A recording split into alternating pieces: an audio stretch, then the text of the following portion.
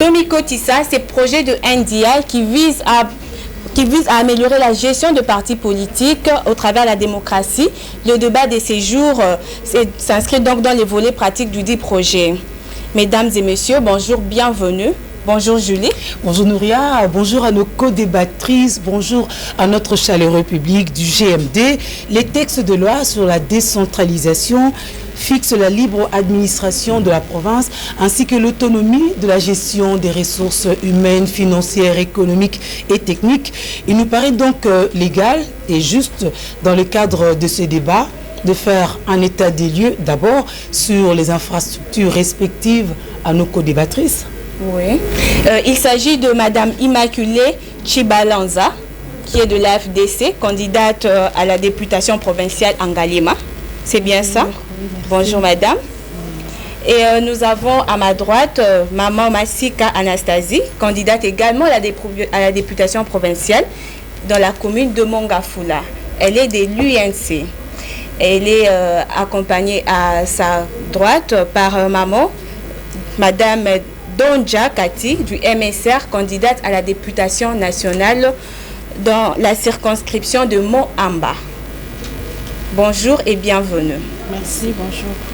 Et en second moment, au deuxième moment, nous allons tabler Nouria sur la gouvernance locale. Il y a un lien. Et enfin, nous ferons le lien entre nos deux thèmes du jour pour tirer des conclusions, mesdames et messieurs. Voilà. Alors, c'est parti. Nous allons commencer par notre question d'entrée. Vous vous présentez, vous êtes essentiellement candidate à la députation, une et exceptionnellement candidate à la députation nationale. Les autres le sont au niveau provincial, donc législative nationale. On aimerait savoir pourquoi vous vous présentez. Nous commençons par Madame de la majorité. Merci pour la question. Si je me présente comme candidate aux élections provinciales dans la circonscription de Ngaliema, c'est pour apporter ma contribution au développement de mon pays. Parce que j'ai remarqué qu'il y a des choses, des éléments et des stratégies que je peux apporter pour que la commune de Ngaliema puisse se développer par rapport à la réalité d'aujourd'hui. Voilà pourquoi je me suis présentée candidate à la députation provinciale dans la commune de Ngaliema. Vous, madame? Merci. Moi, je me suis présentée candidate à la députation nationale pour participer à la gestion des institutions de mon pays.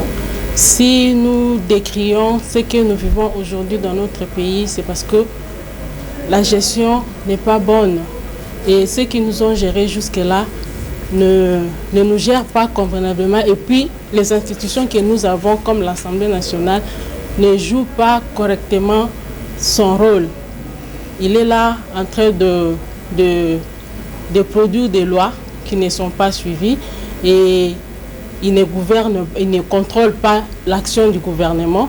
Et je me suis dit, en tant que femme, je vais aller et avec toute la force de mon regroupement, parce que je n'agirai pas seule, on va se mettre ensemble pour améliorer la gestion et améliorer les conditions de vie de nos populations. C'est quoi les motivations de Madame Immaculée en se proposant candidate à la députation provinciale?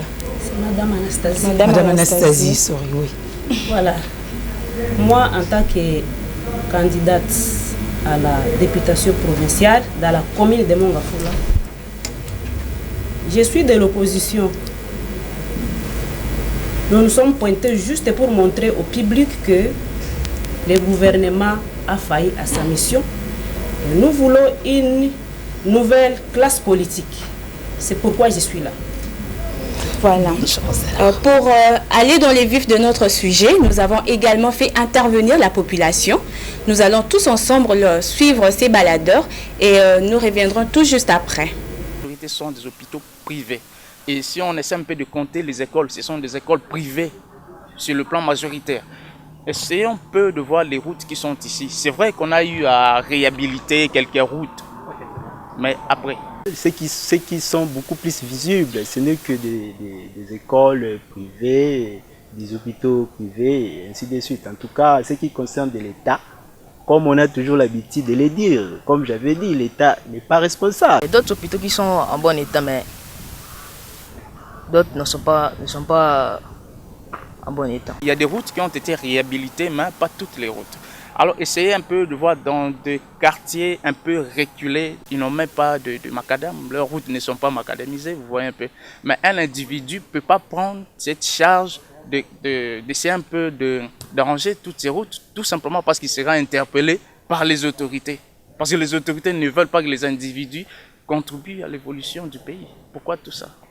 Réellement, le pays est déjà mort. On n'a pas quelqu'un qui peut arranger. On pleure, les gens pleurent. On regarde la télé et les gens pleurent chaque fois. Si le gouvernement vous attend, il peut y arranger. Mais négatif. Madame Chibalanza, nous avons suivi ensemble ces baladeurs. Nous voulons savoir quel est l'état de lieu dans votre juridiction. Dans ma juridiction, la commune d'Engaliema, l'état des lieux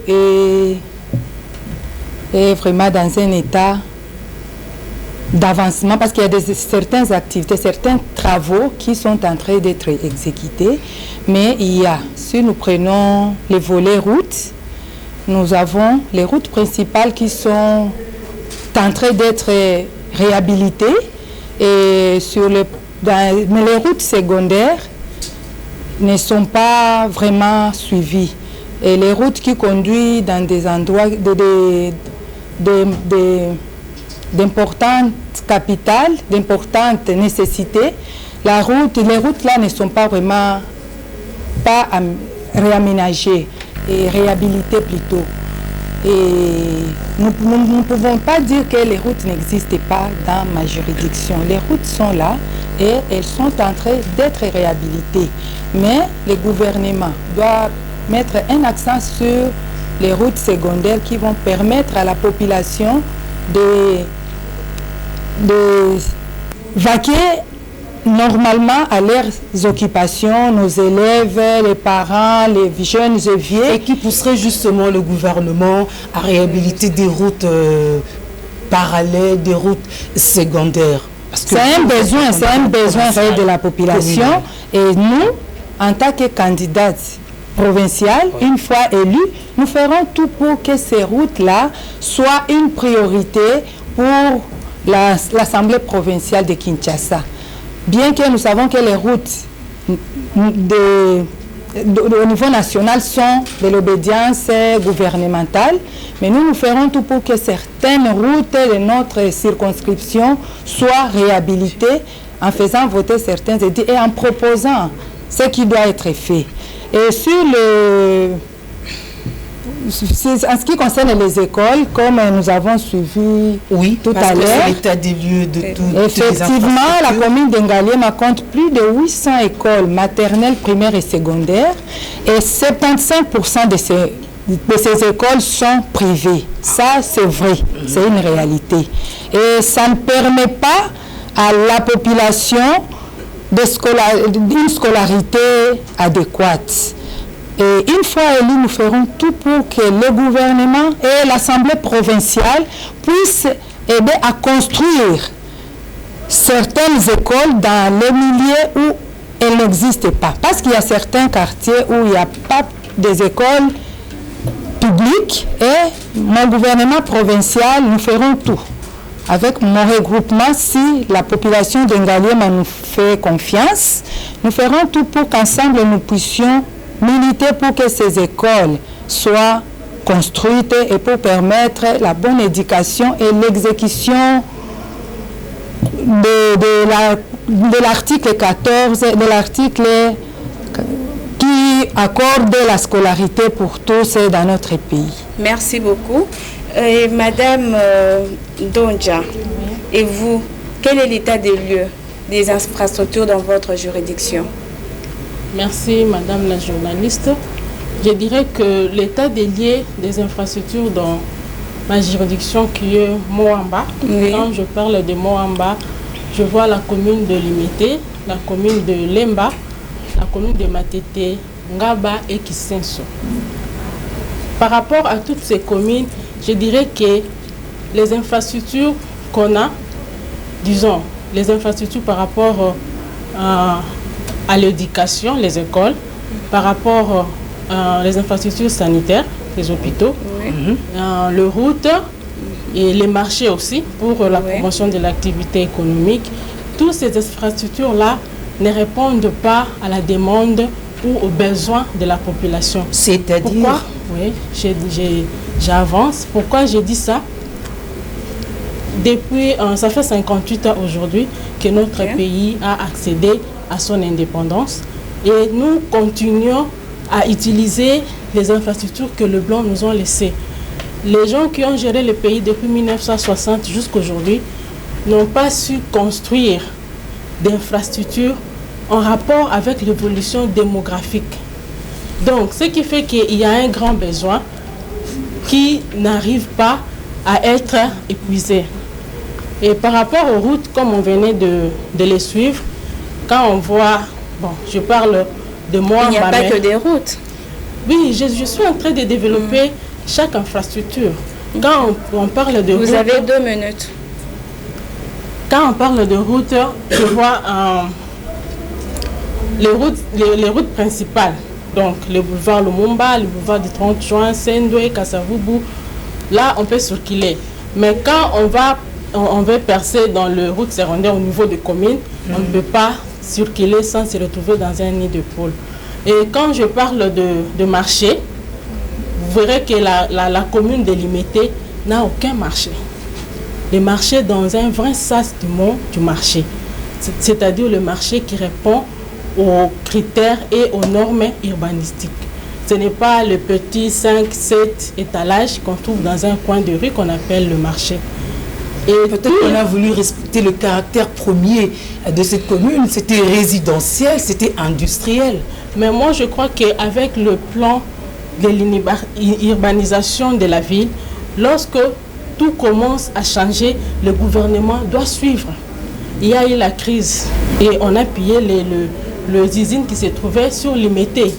Maintenant, on a commencé à donner les parcelles aux gens. C'est devenu un quartier résidentiel.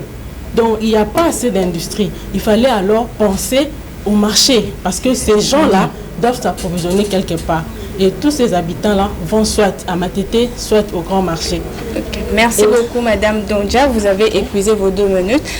Dites-nous, Madame Massika, pouvez-vous nous expliquer qu'est-ce qui crée cette inégalité quand on observe les infrastructures dans la ville de Kinshasa? Vous êtes candidate à la députation provinciale pour la commune de Mongafula. Pourquoi y a-t-il des inégalités? Moi, je vous dirais ceci. Voilà pourquoi on est là. Il y a madame de l'autre côté de l'opposition, de la majorité plutôt, qui avouait certainement qu'ils ont failli à leur... ils ont échoué. Depuis 2001 jusqu'à 2018, ça fait 18 ans qu'ils sont là. Moi, par exemple, à Mongafula, chaque entité a ses limites. À Mongafula, nous avons un problème très sérieux. Nous avons d'abord les routes qui sont à lambeaux, délabrées. Il n'y a pas de routes secondaires.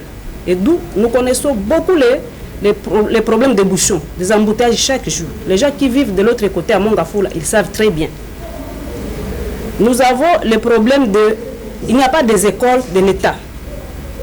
D'où nous avons les écoles que nous avons là-bas à Mongafula. Ce sont les écoles de Nanti, ce sont des écoles privées. D'où la population n'accède pas à l'éducation de leurs enfants. Et par conséquent, nous avons la délinquance, nous avons les enfants, les filles et femmes analphabètes, nous avons tout ce que vous connaissez comme conséquences.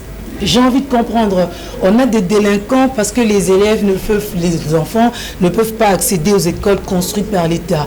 Qu'à cela ne tienne, les écoles qui sont construites, privées ou pas, mais devraient être soumises à certaines normes. Et les normes, c'est l'État qui les fixe, n'est-ce pas? Effectivement, j'avance un peu, vous m'avez coupé la parole. Nous avons le problème aussi de la santé. Parce que quand vous n'êtes pas en bonne santé, il n'y a pas moyen de travailler.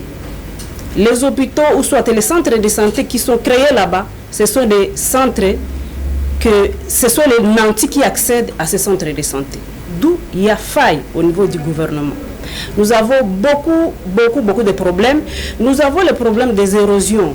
Les gens qui connaissent très bien Mongafula, ils savent très bien que de campus jusqu'à Kimwenza Mission, il n'y a pas une route. Faute à des érosions multiples. Nous avons la route de Kimwenza Gare. Si vous avancez un peu à côté gauche, vous aurez une localité qui s'appelle Kimbala.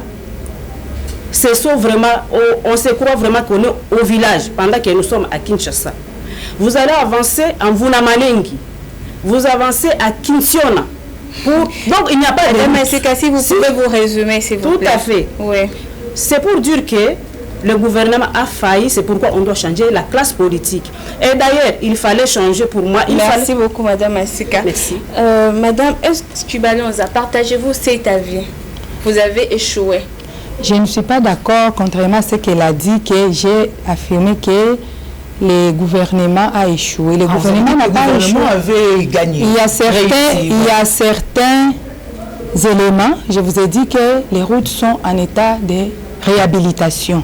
Et chaque jour, vous tous, vous êtes conscients que chaque jour, nous assistons aux réhabilitations des routes dans nos grandes artères et les routes sont en train d'être construites. Justement, et ce qui est à la base... Vous parlez des routes, vous êtes au niveau central. Nous voudrions revenir à la base. Les routes, c'est l'affaire de gros travaux, tandis que la voirie urbaine, c'est suffisamment local, c'est bien cerné. Qu'en est-il? Réagissez à ça. Oui, certaines routes secondaires sont aussi en train d'être réhabilitées. Parce que comme la route qui va vers nous prenons d'abord la route de Mimosa. Cette route, c'est une route secondaire. Ça a été réhabilité il n'y a pas longtemps. Et avec la situation sécuritaire actuelle de notre pays, qui a commencé depuis 2003, si je m'abuse, ça a commencé, cette situation sécuritaire, les rébellions sous toutes ces formes. Chaque année, on a participé à des rébellions qui ont appauvri le gouvernement. Et chaque fois, le gouvernement est obligé de fournir les efforts pour mettre fin à ces rébellions-là et pour aider à rétablir la paix. Et ça, les moyens que le pays génère sont actuellement insignifiants. On met d'abord l'accent sur la paix parce que sans la paix, on ne peut rien organiser dans les pays. Voilà ce qui bloque. Mais il y a certaines routes, comme je l'ai dit, certaines routes qui sont prioritaires et qui sont en priorité dans les plans et dans la planification du gouvernement et même du gouvernement provincial. Ces routes-là sont une priorité, sont classées dans les activités prioritaires du gouvernement. Et que ce soit les hôpitaux, et les hôpitaux sont en train aussi d'être réaménagés et ils sont aussi une priorité pour le gouvernement. Comme vous pouvez le constater, que c'est un processus. Tous les chantiers ne peuvent pas être construits en un jour. Vous avez présenté un tableau positif des infrastructures en RDC. Nous aimerions quand même savoir, existe-t-il des résidences officielles réservées aux bourgmestres, aux chefs de quartier et même la police? Est-ce que la police, dans votre juridiction, ils sont dans des bâtiments modernes ou dans des containers? Les bourgmestres logent dans leurs maisons privées. En tout cas, les bourgmestres que nous avons, la bourgmestre que nous avons en Ngaliema loge dans sa résidence privée et n'a pas une résidence officielle. Elle, c'était pareil aussi. Les policiers aussi, les mêmes. Et avec la croissance démographique, comme je peux le souligner, ça ne permet pas au gouvernement de mettre l'accent sur cet élément-là. Mais quand moi, lorsque nous, l'AFDC est allié, nous serons. Madame Chibalonza, l'AFDC est au pouvoir. L'AFDC est au pouvoir. Accompagne la majorité. Vous savez, vous êtes sans ignorer que chaque année, votre président national, chaque année a son histoire et chaque histoire a ses réalités. Et ces réalités-là sont les réalités que nous vivons. Il y a des avancées et il y a des choses qui sont en cours d'exécution. Il y a des projets qui seront exécutés. Et nous sommes là pour aider et permettre, faciliter et demander ces exécutions, cette exécution-là de ces projets-là d'utilité publique pour notre population, une fois élus, si on nous fait confiance. Donc nous devrions demander la clémence de l'autre camp. Attendez que l'on finisse avec des attaques, des massacres. Lorsque l'FDC sera au pouvoir, ça va baigner dans l'huile. Nous sommes d'accord? Non, non. Moi, je ne suis pas d'accord avec cette madame qui se trouve au pouvoir, qui gère. Jusqu'à présent, il est en train de mentir au public et à tous les Congolais et Congolaises. On doit être réaliste. Moi, par exemple, à Mongafula, nous avons 3 millions de dollars qu'on donne chaque année, qu'on déverse dans notre entité chaque année. Je vous dirais qu'avec ces 3 millions de dollars, ça part où? C'est à vous que je peux demander. Et nous avons le ministère de l'Habitat, normalement qui doivent être supprimés parmi tant d'autres ministères. Pourquoi? Nous connaissons les problèmes des érosions, les problèmes de courant, les problèmes de manque d'eau. Tout ça, c'est à cause du ministère de l'Habitat. Pourquoi?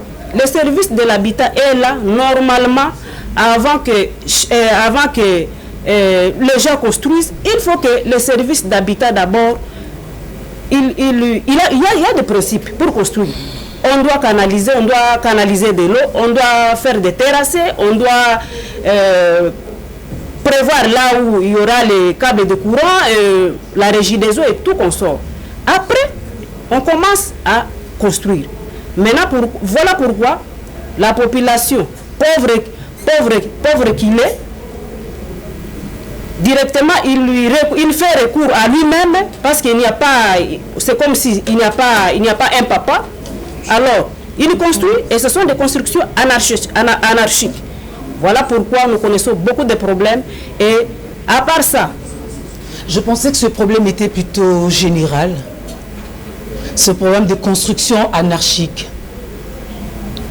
Bon, moi je suis en train, par exemple, non, ce n'est pas généralisé parce que nous avons par exemple les bâtiments que nous avons, ce sont des vieux bâtiments de très longtemps, ça date de très longtemps, peut-être qu'avant que moi je naisse, mais ils ne sont pas réhabilités. Nous avons les exemples sont multiples. Nous avons autre exemple, madame. Oui, nous avons la cité Mabou. Les gens sont allés construire là où il ne fallait pas. Ils ne sont jamais passés par l'État. Ils ont construit aussi. L'anarchie ici, c'est de part et d'autre. Est-ce que vous, une fois élu, vous aurez le courage d'administrer ce civisme à vos compatriotes, à vos concitoyens? Voilà pourquoi je suis là. Parce que, pour le moment, il faut vraiment ouvrir les yeux du peuple, des électeurs, que pour le moment, il faut voter utile.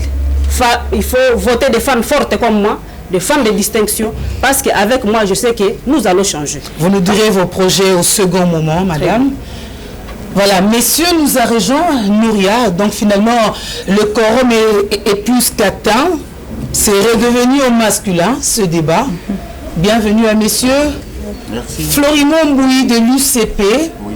Mais peut-être qu'on récapitule rapidement pour vous. Nous avons commencé par faire l'état des lieux des infrastructures de vos circonscriptions respectives. Vous êtes d'où précisément? Vous êtes candidat d'où? Ah voilà. Comment ça se passe chez vous? Les infrastructures en général. À Kimbanseke, qu'est-ce que vous diriez? Bon, avant de parler des infrastructures, comme vous avez posé la question, il faut d'abord rentrer pour connaître... définir le concept infrastructure. Dans les concepts infrastructure, nous ne voyons pas que les bâtiments tels que j'ai suivi madame en train de parler, mais nous voyons les infrastructures scolaires, nous voyons les infrastructures culturelles, nous voyons même les ouvrages d'art qui se trouvent sur des routes sont des infrastructures. Et de quelles infrastructures nous parlons? Nous parlons de la voirie urbaine, des infrastructures scolaires, sanitaires, en tout cas. J'ai l'impression ici, quand j'ai suivi, que c'est au niveau des bâtiments et au niveau des routes. Donc vous avez trouvé le débat en plein milieu. Oui, je voulais un peu élever les débats. Voilà. Allez-y. Élever les débats. C'est-à-dire que quand nous regardons les infrastructures en général, nous trouvons que les infrastructures dans la ville de Kinshasa et au Congo, vous me permettez, des infrastructures scolaires, il y a eu quand même une amélioration. Mais nous aimerions bien rester dans votre juridiction. Je rentre dans ma juridiction. Parce qu'en fait, dans ma juridiction, ce sont des zones périphériques et urbano-rurales. Des zones périphériques et urbano-rurales, on ne va pas définir des infrastructures comme on les définit dans la zone de Kinshasa et ailleurs. Ce qui nous permet, quand nous rentrons là-bas, il y a beaucoup à faire. Parce que c'est ici, quand vous prenez Kitambo, vous prenez les autres, vous trouverez qu'il y a des routes qui sont asphaltées, il y a eu quand même une avancée énorme. Et quand vous allez à Kimbanseke, ailleurs, vous trouverez que la route principale qui est là, parce que dans la nomenclature des routes, il y a la route principale, secondaire et tertiaire. Et que à Kimbanseke, vous prenez que le boulevard Lumumba qui va jusqu'à l'aéroport. Et là, nous trouvons qu'il y a quand même une avancée. Mais les routes secondaires, il y a moins de routes secondaires. On peut parler d'Injoko et autres, mais ce n'est pas suffisant. Vous appelez ça quand même route, hein? Oui, secondaire, c'est route. Mais ce n'est pas encore suffisant. Et il y a quand même quelque chose à faire. Parce que même quand on est là, on ne peut pas tout faire à la fois. Voilà, mais il faut quand même bien commencer quelque part. Merci, messieurs, pour cette franchise. Hein. Et peut-être que... Mais personne n'a quand même évoqué les toilettes publiques. Quelqu'un a un mot à dire par rapport aux toilettes publiques? Oui, madame, moi j'allais continuer, sauf que l'État ne m'a pas permis. Je mettrai un mot là-dessus, parce que comme vient de dire monsieur qui nous a rejoint, monsieur Mbouyi. Oui, monsieur Mbouyi, il est venu en retard, mais il a commencé à faire des remarques, alors que nous avons déjà commencé à parler des infrastructures. On a tenu compte de toutes ces infrastructures-là. On n'a pas parlé que de routes, on a parlé de marchés, on a parlé des écoles, on a parlé des hôpitaux. Et par rapport aux toilettes publiques, il n'y en a pas. Il n'y en a pas. Parce que quand on circule, c'est difficile, madame. Souvent, la population va toquer dans le parcelle privée pour demander, la population civilisée va toquer pour demander la toilette. Et la réponse est non. Ça, on sait. Et des fois, on écrit quelque part sur le mur que Epekisami Kosuba Awa. Donc, on va interdire les gens, mais il n'y a pas là où la personne peut aller se soulager. On ne peut pas retenir quand même les urines toute la journée. On ne retient pas les urines toute la journée, mais vous ne trouvez pas aussi la responsabilité de la population elle-même, parce que les toilettes à usage public, par exemple, peuvent bien être entretenues par des tenanciers, de tout ce qu'on a comme débit de boissons, cyber, café et tout. Là, ce n'est pas forcément l'État qui vient, c'est peut-être votre travail à la base, localement. Oui, madame, je dirais que c'est le travail... C'est une éducation. De bourgmestre, le travail des gens qui travaillent dans la commune. Et voilà pourquoi eux, ils ne font pas correctement leur travail. C'est pourquoi tout ce que nous vivons, nous les vivons. Parce que si les agents de l'État qui se trouvent dans les communes faisaient ce travail-là de surveiller les débits de boissons, de circuler pour voir comment on tient ces toilettes-là, pour voir est-ce que c'est lui-là qui a mis une terrasse ici, est-ce qu'il a prévu là où les gens vont se soulager. Tout ce travail-là doit se faire en amont au niveau de la commune, avant d'octroyer l'autorisation. Madame Cathy, et vous, qu'est-ce qui est prévu dans votre parti pour résoudre ces situations? Mais il faut construire les toilettes publiques. Non, c'est toutes ces infrastructures. Vous parlez des infrastructures en général. Oui, il faut les construire. Il faut les construire. C'est l'infrastructure qu'on a aujourd'hui, ceux qui sont dans un état de développement très avancé, on va les réhabiliter. Mais il faut construire, parce que je vous ai parlé au début ici du plan d'aménagement qui devrait suivre l'évolution démographique de la population. Quand la ville de Kinshasa a été construite, il n'y avait pas cette population qu'on a aujourd'hui. Je vous ai donné l'exemple de Lemba.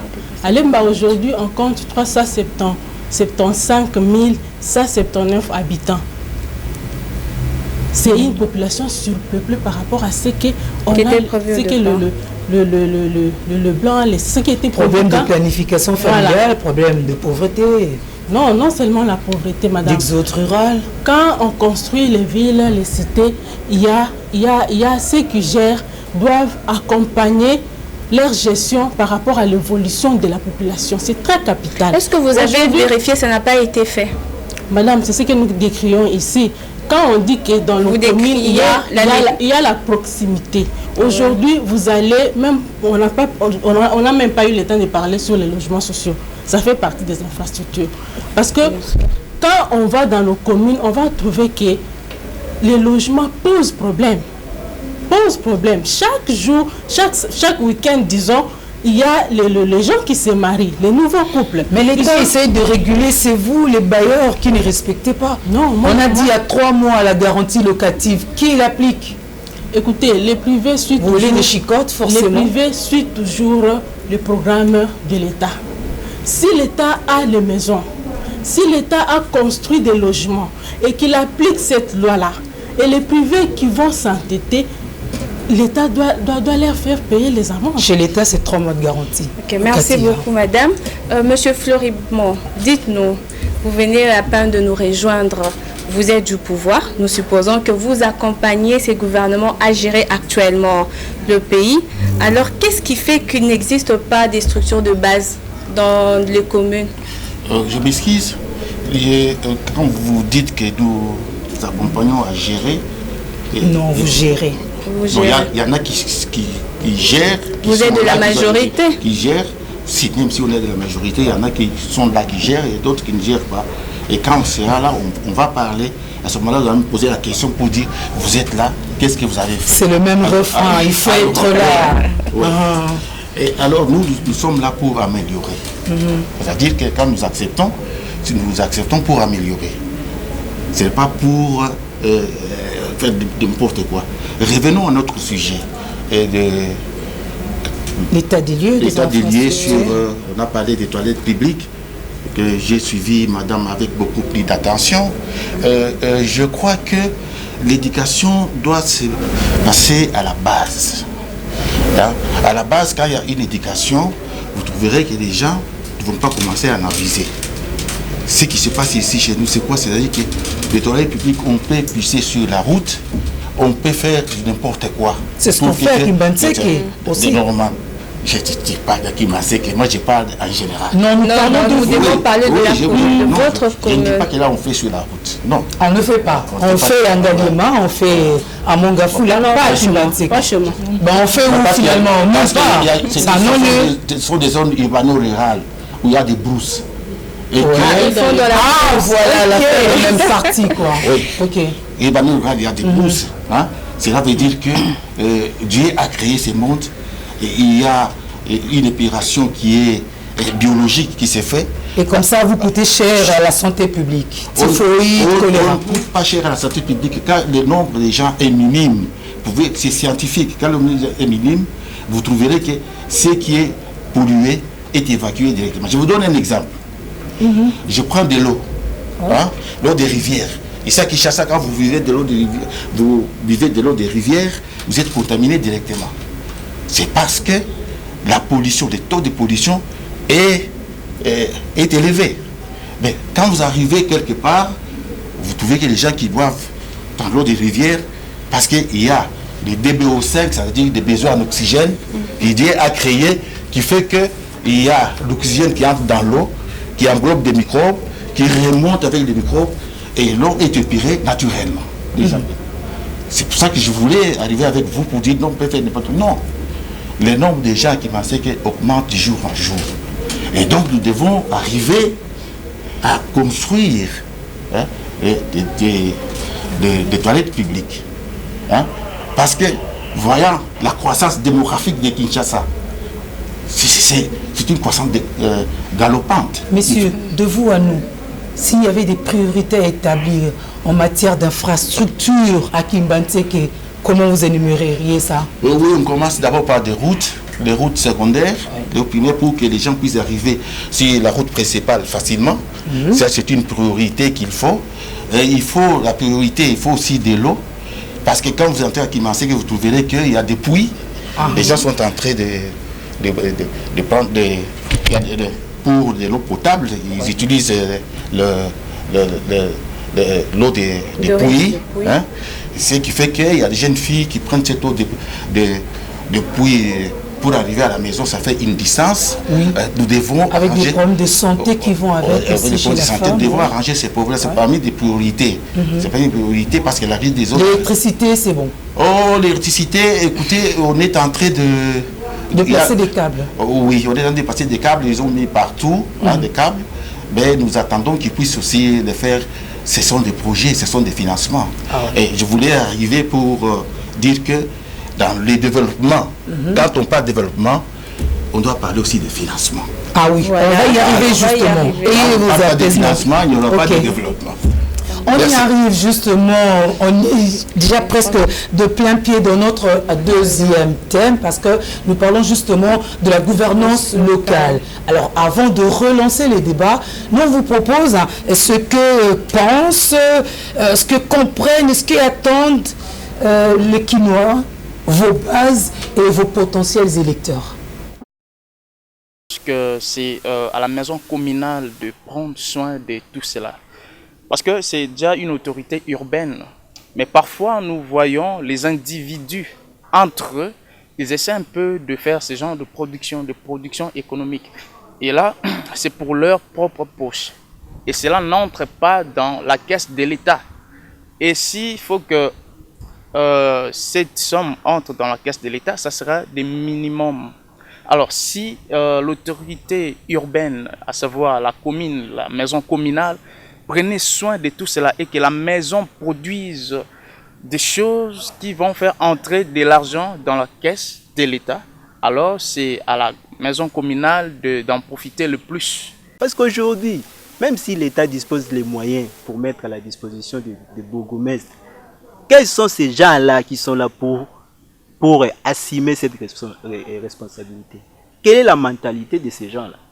Vous voyez que tout va toujours s'ennuyer. Vous voyez ça? Donc tout part d'abord de l'individu. Si aujourd'hui notre pays n'avance pas, c'est parce que ce n'est pas parce qu'on a des mauvais dirigeants, mais parce que du point de vue des mentalités, nos gens n'arrivent pas à soigner leur mentalité, à faire le travail comme il se doit. Avec les élections qui arrivent, devrions élire les bourgmestres qui auront des politiques publiques adéquates et adaptées par rapport à ça.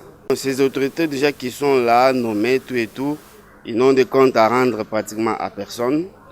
Nous pensons bien qu'avec par rapport à ceux qui viendront, nous suggérons que ces autorités-là puissent un peu revoir cette situation. Nos communes actuellement n'ont plus assez d'activités. Il y a l'unique activité qui se passe maintenant à la commune, ce n'est que ce qui concerne les mariages actuellement. Ce n'est que ça comme activité principale qui se passe maintenant dans nos communes. Donc nos communes ne sont là que maintenant pour organiser les mariages civils, c'est tout. Donc dans l'avenir, nous préférons que les bourgmestres qui seront désormais élus puissent faire ce travail-là. Pour le développement de notre commune, j'aimerais juste que puisse arranger d'abord le route, que puisse commencer à arranger et faciliter le moyen de transport. Parce que de notre côté, il y a trop d'embouteillages, il y a trop de populations qui manquent certains moyens de se déplacer. Et j'aimerais qu'ils puissent nous faciliter le moyen de transport, premièrement. Et j'aimerais qu'ils puissent aussi... dans notre commune, il n'y a pas trop de genre de supermarchés, c'est un peu sous-développé en fait. Qu'ils puissent encore développer le problème de l'électricité. Parce que là-bas, c'est vraiment un gros problème. Et de l'eau aussi. Nous voulons une décentralisation et une prise en charge totale de nos communes vis-à-vis des provinces, par exemple. C'est-à-dire nous voulons que prochainement nos communes soient indépendantes. C'est-à-dire qu'au sein de nos communes, qu'il y ait des conseils communaux qui vont voter le budget pour la commune et que la commune va générer des recettes afin de pallier à la problématique de nos avenues. Donc parce que nous avons des difficultés, parce que la province n'arrive pas à faire bien son travail. On a entendu la rue qui a parlé, on est revenu sur des recettes. Alors notre première question maintenant, Messieurs Mbouyi, c'est que à Kimbantseke, quelle est la fiscalité locale, c'est-à-dire quelles sont les taxes et impôts perçus à Kimbantseke? Oui, je ne saurais pas vous répondre à cette question-là avec exactitude parce que je ne travaille pas à la commune de Kimbaseke. Non. Je vais passer pour le faire. J'ai été pris à pied levé. Parce que vous êtes candidat, pour nous, l'intérêt, c'est de voir si vous êtes au courant et que vous vous intéressez à ça en tant que tel. J'arrive. Oui. Bon, les taxes sont là. Hein? Lesquelles?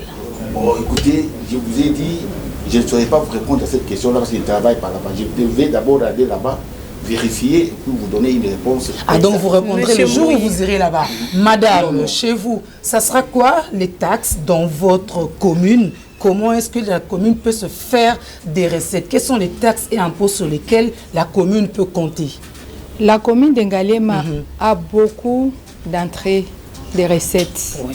Oui. Mais le problème, c'est quoi? Le problème, c'est l'administration locale qui n'est pas bien organisée. Oui, madame, ça on sait. Mais nous, on veut d'abord se limiter limiter à savoir, vous percevez quoi, sur qui et qu'est-ce que ça peut représenter? La commune perçoit l'argent pour les autorisations de toutes sortes d'activités dans la circonscription d'Ngalema. Autorisation des mariages, autorisation d'implantation d'une activité, autorisation, même des salles de fête, même location de fonctionnement, occupation d'un local, tout ça, ça se passe à la commune. Et il y a même des documents dont la population se procure au niveau de la commune qui sont payés. Donc la commune, pour moi, elle génère beaucoup d'argent qui peut faire un grand travail si ces taxes-là sont bien canalisées. Maintenant, on reviendra sur vous pour nous parler justement de la compétence de la commune par rapport à tout l'argent généré. À votre tour, madame. Oui, je dirais qu'il y a beaucoup de recettes au niveau de nos communes. Madame vient de l'avouer. Il y en a beaucoup, sauf que c'est la gestion. Oui, sauf que la gestion qui pose problème. Non seulement la gestion, moi je vais ajouter un aspect, c'est par rapport aux agents de l'État. Les agents de l'État ne sont pas bien rémunérés. Et quand c'est ça qu'ils volent l'État. Ils volent l'État, oui. Et il y a aussi la corruption. Il y a aussi la corruption qui fait que la commune génère beaucoup de recettes, mais qui n'arrive pas de fois à bien le canaliser. Madame Immaculée, c'est Anastasie. Madame Anastasie, excusez-moi.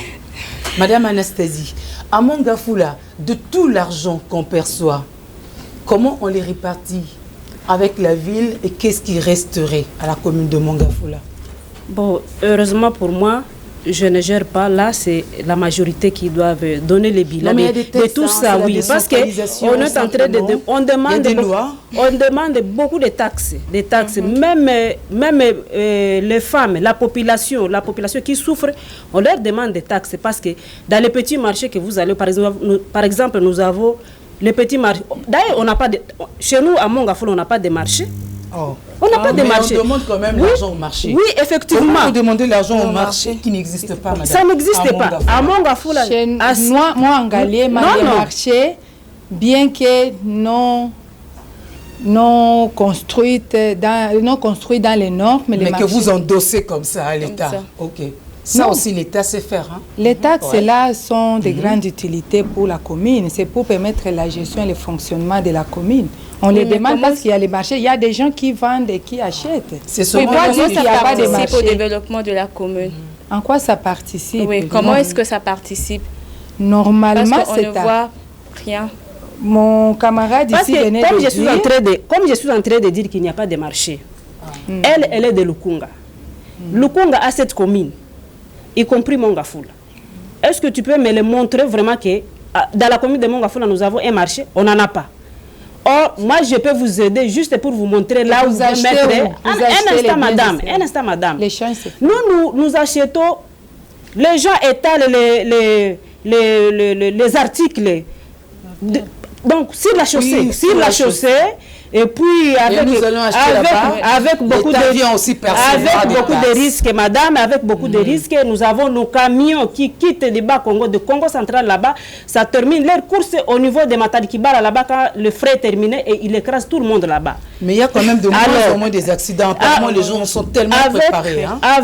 Avec le problème des taxes, on demande chaque jour les taxes, on ne sait pas là où cet argent-là,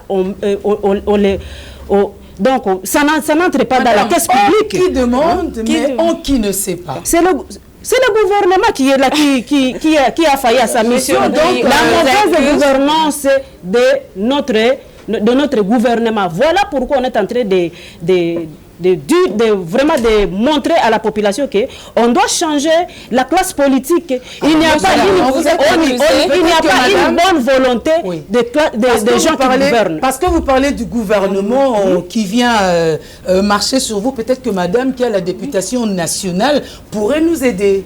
N'est-ce pas? Parce qu'il s'agit du gouvernement. Moi, je dirais qu'au niveau de la commune, le gouvernement, c'est le gouvernement communal. On parle du bourgmestre qui est là, qui est en train de gérer. Je crois que c'est à ça qu'elle fait allusion. Et par rapport au gouvernement central, moi je dirais que dans nos marchés, parce qu'on parle des marchés et les recettes des marchés. Enfin, de la commune. Hein? De la commune, oui. Parce qu'elle parle des papiers et tout ça. Oui. Avec ces recettes-là, si on tient compte seulement d'abord des taxes, impôts qui sont prélevés sur le marché et les vendeurs, on peut moderniser nos marchés et éviter toutes les catastrophes qu'on a quand il y a... C'est compliqué quand vous dites « on ». C'est là qu'on ne trouve pas de responsabilité. Veuillez nous aider. Je dirais que l'exécutif qui est là. Voilà. Il s'appelle bourgmestre. Il s'appelle bourgmestre. Okay. Le bourgmestre peut travailler pour moderniser les marchés au niveau de nos communes. Il en a les compétences. Oui, mais il ne le fait pas. Pourquoi? Et cela n'encourage pas l'activité économique. Je vous dirais qu'au niveau des marchés, il n'y a pas même des dépôts, des entrepôts pour les marchandises. S'il y a les camions qui viennent approvisionner les marchés, le camion est obligé de stationner si c'est pendant une semaine, 2 semaines, le temps qu'on puisse décharger avec la vente de ces marchandises-là. Madame, qu'est-ce qui empêche l'exécution? Puisque les communes, vous venez d'expliquer que les communes ont de fonds. Mais pourquoi il n'y a pas d'exécution? C'est la mauvaise gouvernance. C'est parce qu'il n'y a pas de sanctions. Il n'y a pas de sanctions. Bon, pourquoi on ne sanctionne pas? Parce que c'est vous qui êtes proche de ceux qui devraient sanctionner. Pourquoi on ne sanctionne pas? Justement, c'est ma raison d'être candidate dans la circonscription de Ngaliema. Puisque vous êtes déjà aux actions. Mais ce n'est pas moi qui dois aller sanctionner parce que ce n'est pas dans mes attributions. Non, mais qu'est-ce que vous savez de ce manque de sanctions? Et ici, la question ici est liée à la discipline et à l'éducation civique de nous tous. Majorité ou opposition, nous avons la part des responsabilités. Pourquoi? Ceux qui vendent, est-ce qu'ils sont seulement de la majorité? Non. Mais là, nous parlons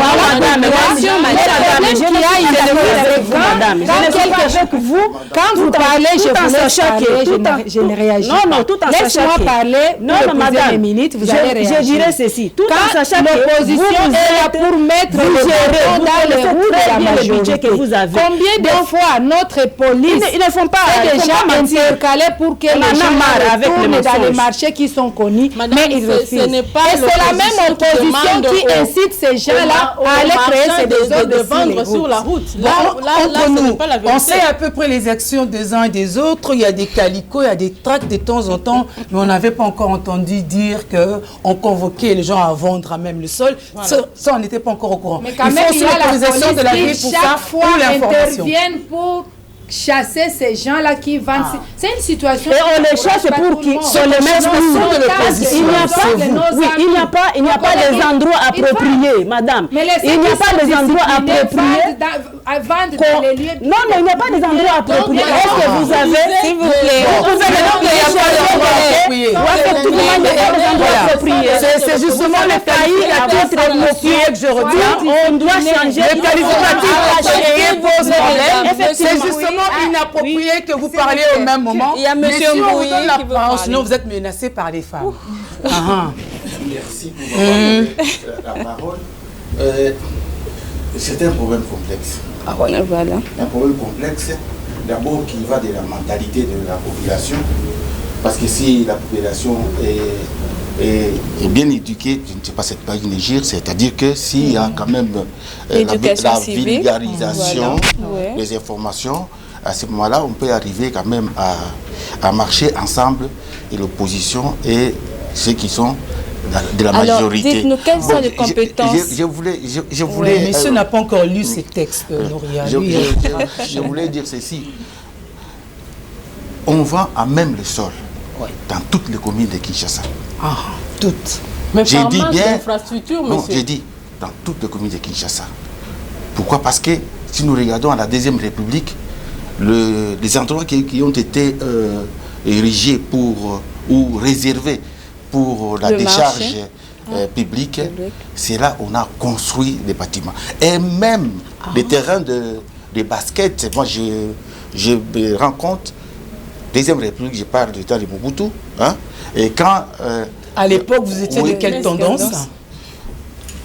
J'étais de l'opposition. Ok. Au moins, aujourd'hui, vous reconnaissez que c'était... Maintenant, aujourd'hui, parce qu'il gère, s'il vous plaît. Je suis en train de relater ce qu'il faut. Oui, tout à fait. On a construit même sur le terrain de basket de Matétela. Il y a des bâtiments qui sont là. Ce qui fait que la population est délaissée depuis la Deuxième République. Avec la démographie qui est, la croissance démographique galopante, hein, qui fait que Kinshasa était à 4 millions d'habitants. Aujourd'hui, je ne sais pas, on a déjà dépassé. Nous sommes à 14 millions. 14 millions. Regardez au moins la gestion là. Hein, c'est une gestion qui est complexe par rapport à 4 millions. C'est ce que nous avons pour le moment. Et quand la police, madame a parlé de la police, quand la police passe pour chasser les gens qui vendent sur des étalages même des sols, de sa manière à elle. De sa manière à elle.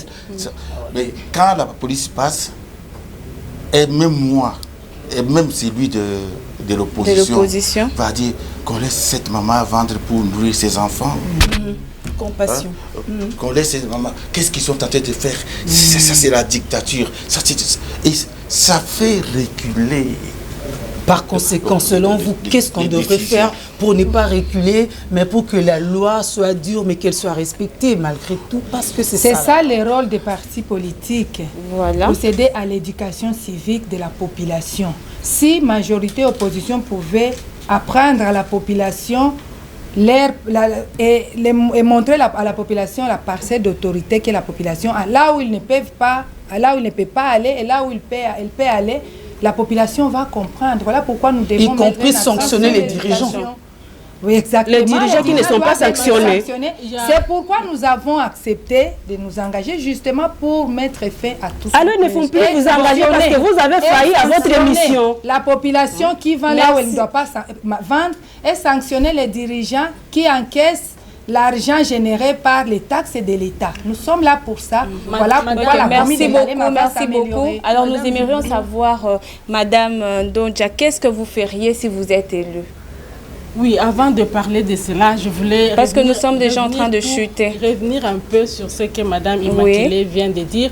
Moi, je dirais que les gens là vendent sur la route, c'est parce qu'il n'y a pas d'infrastructure. Donc, les gens qui ont géré n'ont pas pu construire les marchés pour ces moments-là. Voilà, maintenant, vous, quand vous serez élu, qu'est-ce que vous ferez pour pallier à ces problèmes? Vous savez, le développement de l'activité économique va avec la construction des marchés, va avec la stabilisation des fournitures en eau et en électricité. Parce que moi, je connais des activités économiques qui ont cessé de fonctionner faute de l'électricité, faute de l'eau. Donc, il faut donner l'accès à la population à l'eau potable, à l'électricité, pour que chaque personne qui veut monter son activité économique ne puisse pas faire de grosses dépenses avec l'achat des groupes électrogènes, avec l'achat des carburants tous les jours. Avec l'électricité, on peut développer les activités économiques. Je dirais encore, pour développer ces activités au niveau de nos communes, il faut réglementer le commerce de détail et le petit commerce. Je sais que la loi congolaise n'autorise pas aux étrangers de faire le petit commerce. Mais l'autorité qui est là laisse les étrangers faire le petit commerce. Merci beaucoup, madame. Je n'ai pas fini. Non, si vous pouvez chuter, est-ce que vous pouvez chuter? Bon, il y a des arguments que je peux développer encore pour... Non, nous aimerions avoir des actions concrètes. C'est ce que vous ferez quand vous serez élu. Par exemple, vous allez proposer des étés, proposer des lois comme vous êtes à la députation nationale. Oui, proposer des lois qui vont revoir la politique bancaire de notre pays et favoriser l'octroi des crédits à nos entrepreneurs. Et réduire la commission aux nationaux, parce que c'est vous, les députés, qui êtes derrière ces expatriés. Et c'est là, il faut qu'il y ait les sanctions. C'est pourquoi on parle des sanctions ici. Sanctions à l'interne. Ok. Monsieur Mbouyi, qu'est-ce que vous ferez, vous, quand vous serez élu? Merci, je suis très content. Je suis très content parce qu'en suivant les spots, j'ai trouvé que tout ce que je disais ici, c'est ce qui est parlé dans ces spots-là. La population est avertie, de plus en plus. Oui, la population a parlé de l'arrangement des routes, des moyens de transport. Il a parlé des supermarchés, de l'électricité et de la promotion. Et la promotion, c'est ça. Parce que moi, je suis arrivé ici, j'ai parlé de ça. Et qu'entre nous, on ne dit pas, quitte là, moi je vais me mettre, et quand vous allez vous mettre, vous n'allez pas faire ce que l'autre avait fait. Mais qu'on se mette ensemble pour arriver à des bons résultats. Vous contredisez votre voisine immédiate, peut-être que vous le savez. Non. Vous êtes dans le même camp. Elle veut arriver là pour faire. Oui. Vous pensez qu'elle devra accompagner? Non, parce que on travaille avec la population, qu'elle soit de la majorité ou qu'elle soit de l'opposition. Un chef n'est pas le chef de lui-même, c'est le chef de la population. Donc comment je vais dire que non, je vais travailler sans les opposants? Dans la population, il y a les opposants. Il faut travailler avec eux. À ce moment, on va arriver à un bon résultat. Madame Immaculée, qu'allez-vous proposer comme idée quand vous serez élu? Comme dit, je vais d'abord proposer qu'il y ait promotion de l'économie. Je vais proposer qu'il y ait la promotion de l'économie sociale du marché qui permet le contrôle et la canalisation des recettes que ma commune pourra générer pour que cette économie nous aide à assainir notre environnement, à construire. Comme je l'ai dit, les écoles manquent, à construire les écoles primaires et secondaires pour nos enfants et surtout les écoles professionnelles pour créer des emplois et l'entrepreneuriat. Nous allons aussi, par la même occasion, nous allons inciter les secteurs privés, promouvoir les petites et moyennes entreprises et l'entrepreneuriat pour que ça puisse générer davantage les recettes dans nos communes pour nous permettre à résoudre certains problèmes que nous avons soulevés ici et que dont la population souffre. Par exemple, les besoins sociaux de base que nous venons de citer tous, l'eau et l'électricité en Galima posent problème dans certains milieux reculés, même dans les coins urbanisés. Il y a ces problèmes de l'eau et de l'électricité. Quand je serai élu, je me battrai pour que l'eau soit une priorité parce qu'on n'a pas de vie, on n'a pas de santé sans eau. On ne peut pas travailler, les enfants ne peuvent pas étudier sans électricité. Et nous proposerons bien d'autres lois, mais ça sera une priorité pour nous. Ok, merci. Et nous finissons avec Madame Masika. Oui, Madame, merci beaucoup. Moi, en tant que candidate à la députation provinciale plutôt, aussitôt élue, je vais faire de tout mon mieux pour plaider la cause de notre population. Élaborer les lois qui favorisent vraiment la population. Éviter de mentir, mais plutôt s'asseoir sur la vérité. Parce que je ne vois pas comment le gouvernement qui a failli pendant 18 ans, dans les 2 mois, même si on les donnait 20 ans, ils ne vont rien faire. Alors, aussitôt que l'INC est au pouvoir, quand on change les classes politiques, il y aura des réponses favorables et la population sera aisée. Et je vous remercie. UNC nouvelle version.